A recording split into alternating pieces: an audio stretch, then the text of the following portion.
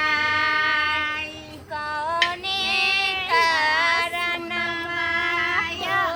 दीनानाथ बाझिनी परलना कौने कासुरवायो दीनानाथ बाझिनी परलना सब हक उलाहने मायो दीनानाथ सहलो जे जाई सब हक उलाहन मायो दीनानाथ सहलो जे जाई गोतनी उलाहन मायो दीनानाथ सहल जाऊ धार गोतनी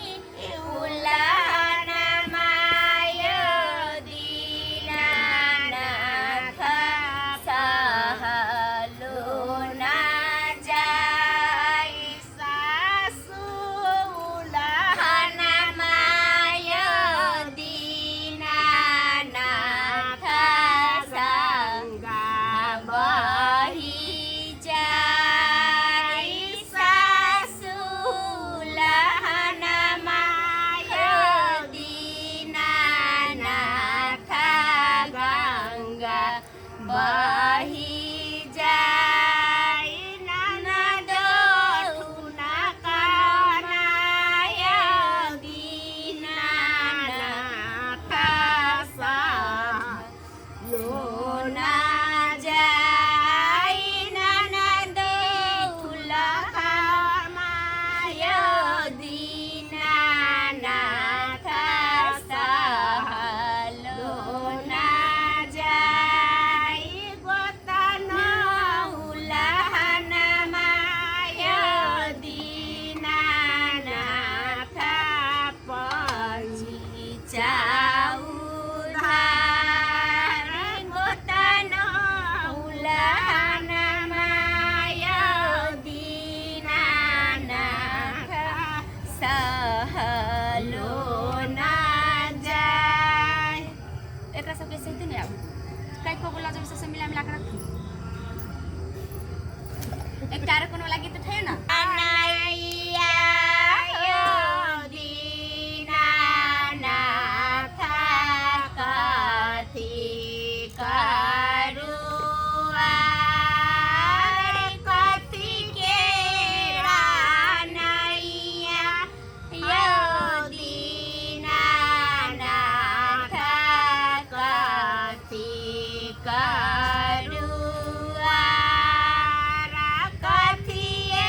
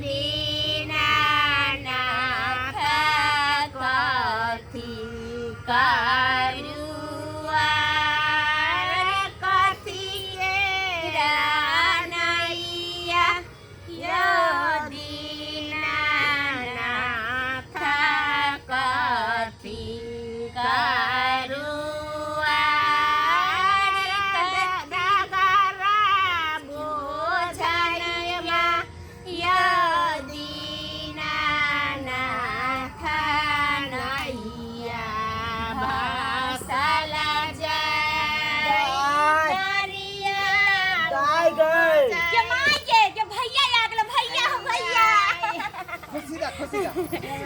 भैया हां हमें गोर लगै छी के रह खुशी रह भैया हम सुनलिए कि तू आबै छौ छठ में हम ससुरा के छठ छोड़ के पूरा सास ससुर के बात काट के हम चल एलिए नहीं हमर भाई कितने दिन के बाद छठ में बड़ा मुश्किल से एक टाइम निकाल के लिया वहां हां भैया भैया तोहर और तोहना तोहर कबुला वाला सब कुछ पूरा कर लेलकै माय तोहर सबटा व्यवस्था तक केने है कना आ सब कबुला पावन में जे सब कबूलने छला तोरा सबटा या बहुत दिन से मन में लालसा छले कि एई बेर छठ में जेबै त जेबै राना माय तोरा लेल का हां कते जे है वही अफसर के जे रोध लिए हन तब जाकर जे हमरा परमिशन देलकै हन बुझली के लबन हाँ। कोरम में आवे के चाहिए सब छठ में कम त जानते छी फौजी के जिंदगी केहन है दाई की कहियो 3 गो ट्रेन पास भ गेलौ नहीं भेटलौ 4 ट्रेन एलो सब एकरा देखले बोला के बिचरा डिब्बा में से कहां से दिल्ली पंजाब मुंगेर कलकत्ता बम्बई कहां के लोग आवे है के आइले छठ में हां से त सहीए कहै छी ना आई देखै लेकिन हमर कतरब फौजी सबके जिंदगी के बारे में तो पते है आई कुछो भ जाए लेकिन जब तक सरकार छोड़े नहीं है तब तक ओता से आवे नहीं है हां भैया हाँ। तहबे की करबाक बुआ अब ओहने नौकरी है तो की करबाक हैं नौकरी त करे पड़ता ना तोरा अच्छा आबि गेला सहीए ना कहै छठी माई के परम में जइएला त बड़का काम केला हां सही बाप कहली माई के हाँ। भैया के कभी दौड़ी ला चलेला घाट पर किया नहीं दौड़ी ल जेबै ए बेर बौए ल जते उठा के हां बाबू त कई साल से ले जाय छ तू तो हमरा 8 साल के बाद अइला आ बाबू के त नहीं होतौ का एते है का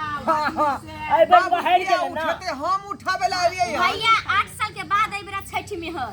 भैया ला जतै जब भांग बेटा खड़ा है तब बाप के कौन जरूरी सुन ना हमरा ला बढ़िया साड़ी खरीद दिया हूं के तू कथी ला चिंता करै छ के जेहन साई लेबी तेहन तोरा खरीद देबौ हाँ। आ मैओला लेबै खरीद क भाई फौजी भेलो आ बाबू हां बौआ हां तोरो ला धोती आ कुर्ता ले लिए हन अनला हां हां हमरा केते खुशी होए कना तू धोती कुर्ता आनली से कपड़ा सब आदमी ले लियो ठीक है देखी दाई तोरो लाइन आगे देल हां नेमहन ठीक रहयो कि नहीं हां सब कुछ ठीक है सब पाई चले के जे नहीं जाला हम कहले हमर के माई अब तू सब ई पूरा सामान सौरिया का धर बुझले हम जाय छ भैया ला नीक से तरुआ बकरुआ सब रंग के बनावे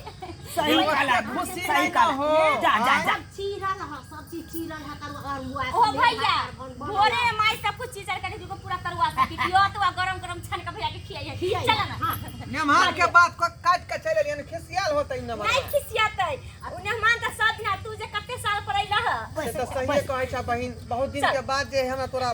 मुलाकात भेलौ हन चल सेट के रखा ओकरा के सब कुछ के सेट के भैया अहाँ सब की देखै छियै अहाँ सबके पता य जब एक फौजी अपना घर में आबै छथिन वो छठ सन के पावन में त कते खुशी होइ छै उनका घर में जे खुशी के ठिकाना नहीं छै हम अहाँ सबके की बताबू और उ फौजी भाई के हम बार-बार नमस्कार कर रहल छी प्रणाम कर रहल छी जे दिन रात अपना बॉर्डर पर रह के अपना देश के रक्षा करै छन उनको हम छठ पूजा के ढेर सारा शुभकामना दे रहल छी और साथ में अहाँ सबके भी